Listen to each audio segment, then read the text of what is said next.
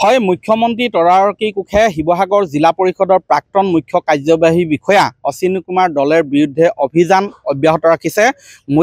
অশ্বিনী কুমাৰ দলে শিৱসাগৰ জিলা পৰিষদৰ মুখ্য কাৰ্যবাহী বিষয়া হিচাপে কৰ্মৰত হৈ থকা সেই 3 বছৰীয়া কাৰ্যকালত বিভিন্ন ক্ষেত্ৰত ব্যাপক দুৰ্নীতি অনিয়ম কৰাৰ অভিযোগ উত্থাপন হৈ আহিছিলে আৰু মুখ্যমন্ত্ৰী তদাৰকী কোষে যোৱা 4 জানুৱাৰীৰ পৰা শিৱসাগৰত অভিযান অব্যাহত ৰাখিছে আৰু বৰ্তমান এই ছবি মই দেখুৱাইছোঁ।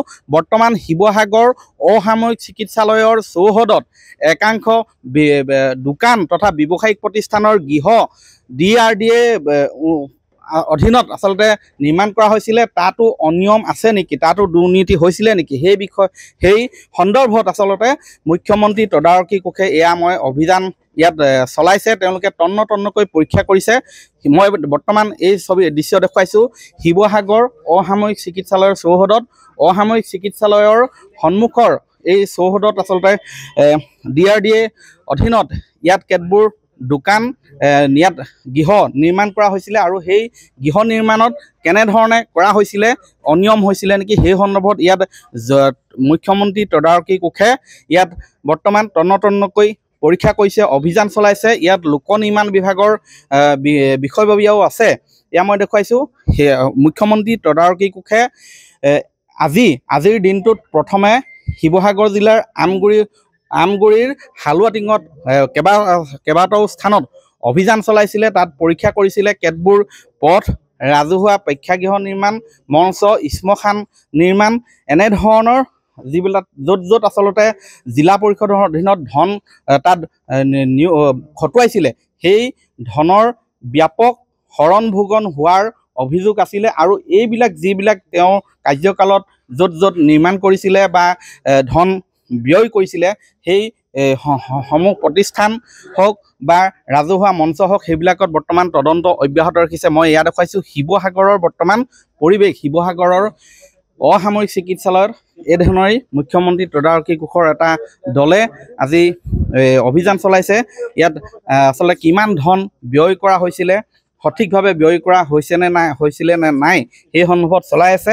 মই এই সন্দৰ্ভত এটা কথা স্পষ্ট কৰিব বিচাৰিছোঁ যে যোৱা 4 জানুৱাৰীত প্ৰথম মুখ্যমন্ত্ৰী তদাৰকী কোষে শিৱসাগৰত অশ্বিনী কুমাৰ দলেৰ কোৱাৰ্টাৰত অভিযান চলাইছিলে। তাৰ পিছত শিৱসাগৰ জিলা পৰিষদৰ কাৰ্যালয়ত দুবাৰকৈ অভিযান চলাইছিলে।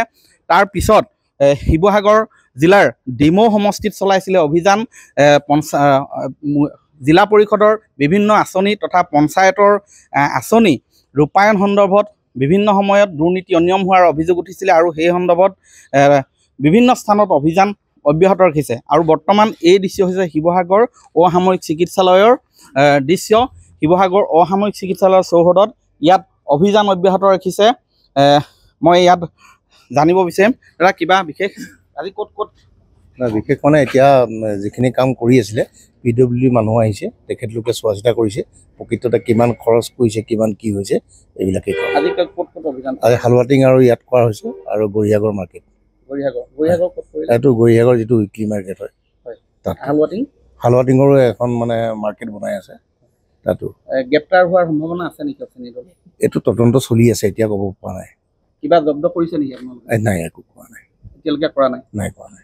হয়, এয়া হৈছে মুখ্যমন্ত্ৰী তদাৰকী কোষৰ বিষয়ববীয়া।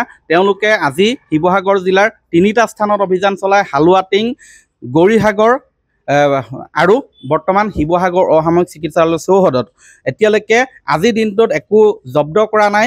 এই সন্দৰ্ভত তদন্ত চলি আছে বুলি স্পষ্ট কৰিছে মুখ্যমন্ত্ৰী তদাৰকী কোষৰ দলটোৱে।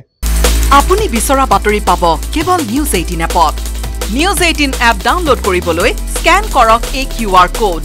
গুগল প্লে ষ্টৰতো পাব এই নিউজ 18 এপ।